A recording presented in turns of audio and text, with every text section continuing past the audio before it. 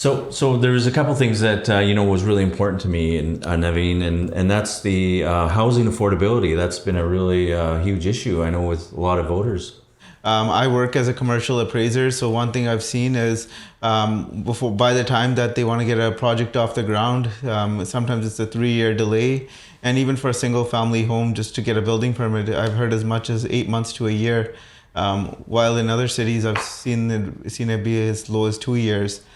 So this is a big thing, right? Like, you can't say that we have like a huge shortage of housing, but you can't fix that if you're not gonna be able to build housing in a reasonable time. You'll never be able to catch up. That's a really important point, and that's cutting the red tape, because it's that government red tape that disallows the ability to be able part of that. So the red tape's suffocating, but then also the fees as well, right? Like there's tons of fees when it comes to development cost charges.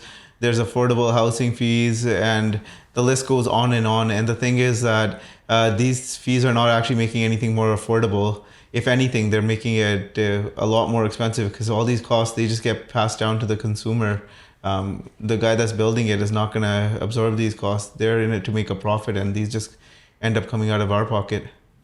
So the key piece that I see as moving those files forward is key partnerships with the private sector, within government. You don't always have to have all the burden on the taxpayer, right? Whenever you're having some of these things. So like, let's say somebody says they're come out with a crazy campaign promise that they want to build a community center and it's going to cost $70 million.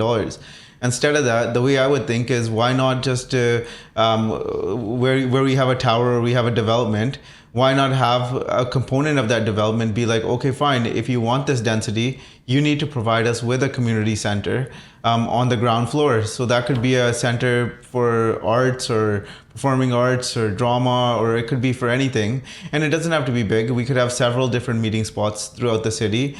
And it can just be something that's taking a small portion of an existing development that's going to happen anyways. And it could be something that can provide a great amenity to the citizen of the township of Langley, and it doesn't have to come out of their pockets, right? We want to have more amenities, we want to have more recreation, but we also don't want everybody's property tax to double.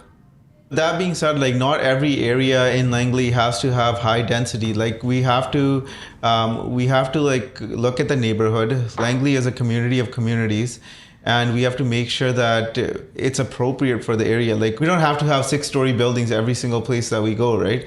There's some places where it should have neighborhoods which have their character and they maintain the character that they have. We have Fort Langley, we want to maintain the historic character.